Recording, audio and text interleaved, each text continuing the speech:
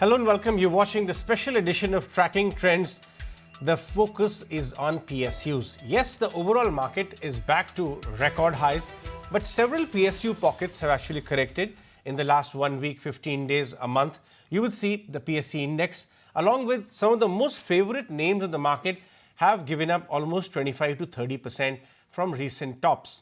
The question we are posing in this show is the PSU rally over? Or is this correction an opportunity to get back in your favorite names where structural changes are happening and it's just a change of hand which is happening? This dip is an opportunity to load up or get your allocation back into some of the best PSUs.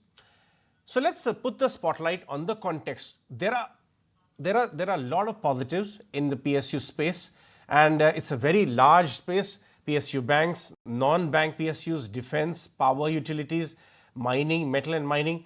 The question is, which side is looking heavier now, the positives or the negatives? Well, the positives as far as PSUs are that these are the key vehicle for all the reforms which the current government is undertaking, plus the third generation or the next generation reform the government and Mr. Modi, Prime Minister Modi is indicating at even in the third term.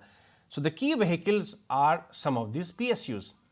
Not only that, there is a massive efficiency which is actually happening in PSUs, and it is quite reflected in the earnings of and management commentary of many PSUs. Efficiency is improving. The third positive will also come up on your screen. The ownership still for much bulk of the PSUs is low among the funds, because historically they were not very well performing. So mutual funds and several FIs are still absent there. It's only the retail HNI. Plus, many of the PSUs are still trading at lower valuations versus their private sector peers. These are some of the positives we are talking about, and also don't forget that you have been seeing some of the PSU stocks, their business model themselves are getting transformed. A major transformation is happening. For example, an OMC now is just not a refining marketing company. It is a petrochemical play. It is an EV charging play, renewables. So there is a lot of transformation in business models of several of these PSUs also happening.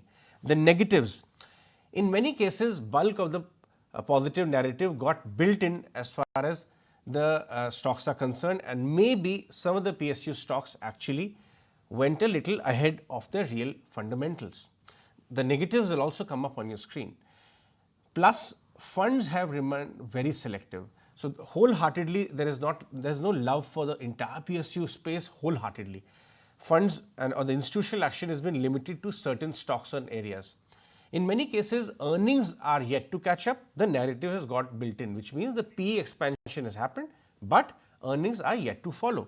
And plus, low float. Many of the PSUs ran up very hard because of low float into the market. These are negatives.